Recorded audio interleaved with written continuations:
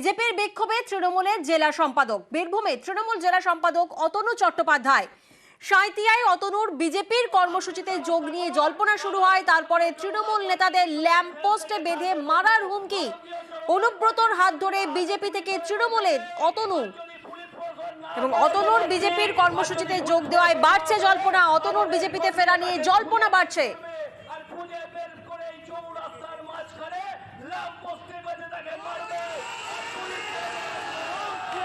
অবশ্যই বিজেপি।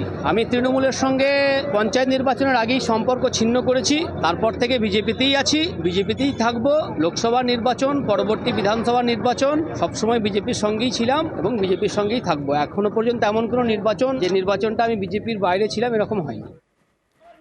পঞ্চায়েত ভোটের সময় থেকেই বিজেপিতে অতনু, দাবি বিজেপির। আর আগেই দল থেকে ছাঁটাই অতনু, দাবি করছে তৃণমূলের জেলা নেতৃত্ব।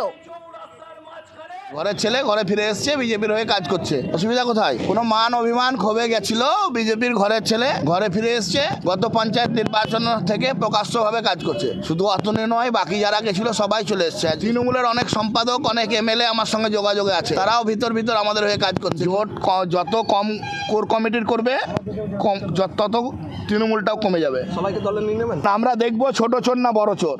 বিজেপি থেকে তৃণমূলে যোগ দিয়েছে, আবার সে তার নিজের ঘরে ফিরে গেছে। তৃণমূলের সম্পাদকও নেই। অনেকদিন আগেই দলের বিরোধী কাজ করলে তাকে রিজাইন দিতে হয় না, তাকে দল খারিজ করার ক্ষমতা রাখে। সবটাই তো ঢোল ডাক পিটিয়ে জানানো হয় না। অত গুরুত্ব দেওয়ার মতো সব ব্যক্তি নয় কিন্তু। আর যেখানে গুরুত্ব থাকে না সেখানে তাকে কাউকে গুরুত্ব পাইও দেয় না। সে অ্যাডজাস্ট করতে পারেনি, এমন হতে পারে। সে তার দলে ফিরে গেছে। দলে এসেই বলে যে আমাকে বড় নমিনেশন দিতে হবে, আগে দলের জন্য ত্যাগ স্বীকার করতে হবে।